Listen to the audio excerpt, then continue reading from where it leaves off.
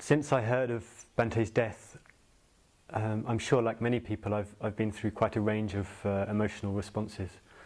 When I first received the email, I was very upset, very moved, and then quite quickly became aware.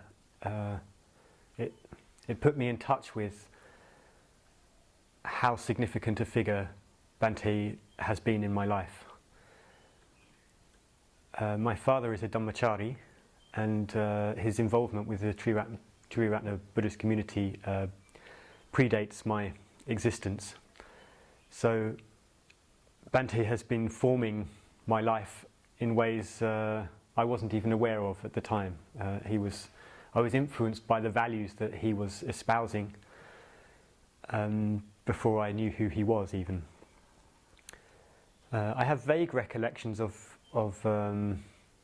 my father talking about him in my childhood, but I really became aware of him when I was about 16 or 17, and around that time I started reading books by him and realized fairly quickly that he was going to be the guiding influence of my life.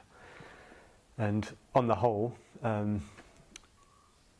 that has proved to be the case. I still regard him as my major influence spiritually, even in some ways intellectually.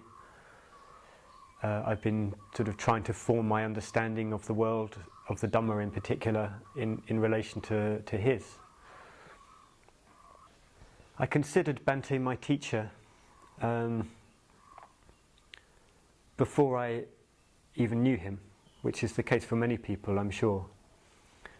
But I got the opportunity, the great good fortune to know him personally, which this was when I was living at Majamaloka in Birmingham, and this led eventually to my working for him as his personal secretary, which I did for 4 years.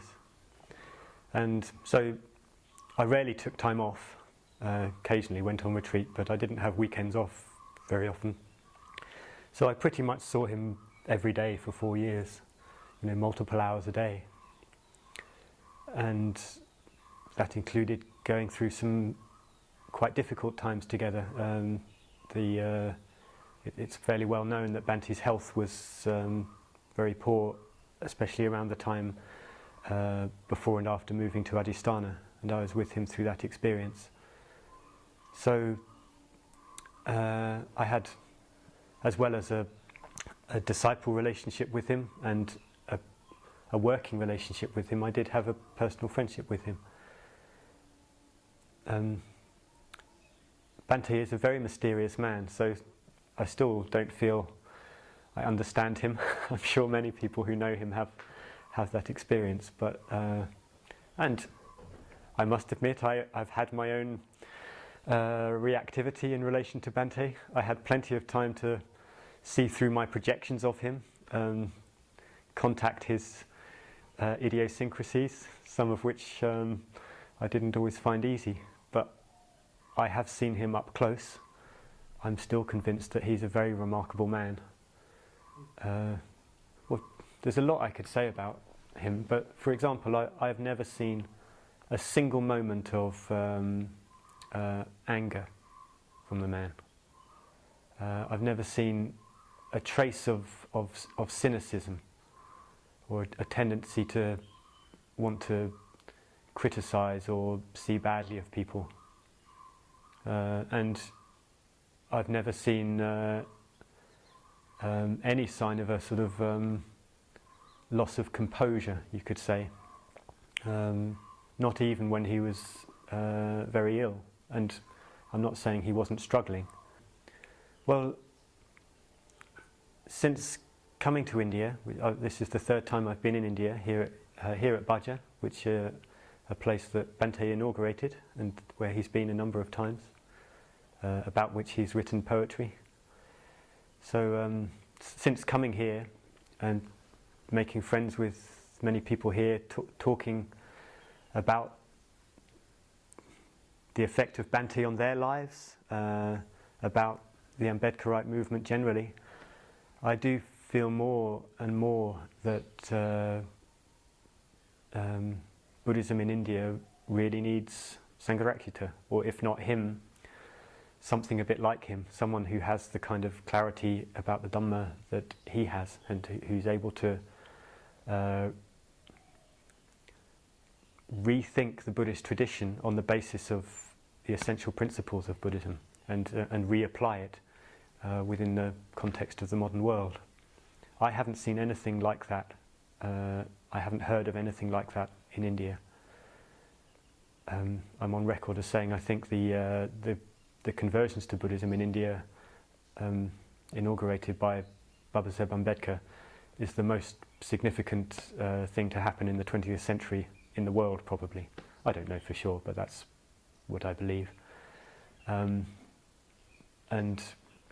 the Triratna Buddhist community has so much to offer this conversion movement, by way of the kind of clarity about the Dhamma and about the essential nature of Sangha, all of which has come from Bhante. And I'm sure many people, since Bhante's death, they feel very in touch with this, with how much we owe to this man.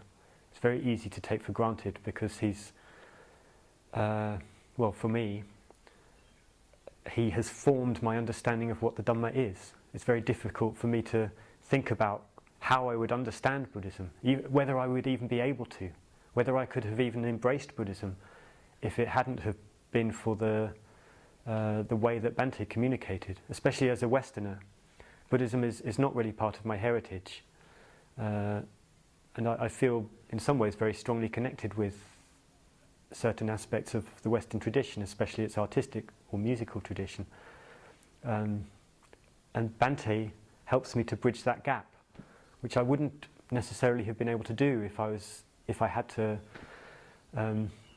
adopt a form of Buddhism that was born on foreign soil, as it were. I've experienced quite a bit of grief since Bhante's death. I won't ever be able to see him again. Many hours I've sat with him. I won't be able to do that anymore. I do feel glad for him. He went in a way that, it came relatively quickly. Just a few weeks ago I saw him walking in the gardens of Adhisthana, looking reasonably healthy actually, and bright. So a death that has come so quickly is shocking for me. I don't feel ready. I didn't feel ready. It came so quickly. I didn't have much time to prepare, so maybe that's shocked me the more. But I'm happy for him that he was able to depart the world in such a manner, rather than having a long drawn-out illness. But yeah, even so, for me, I have felt a lot of sadness that this man is gone from my life.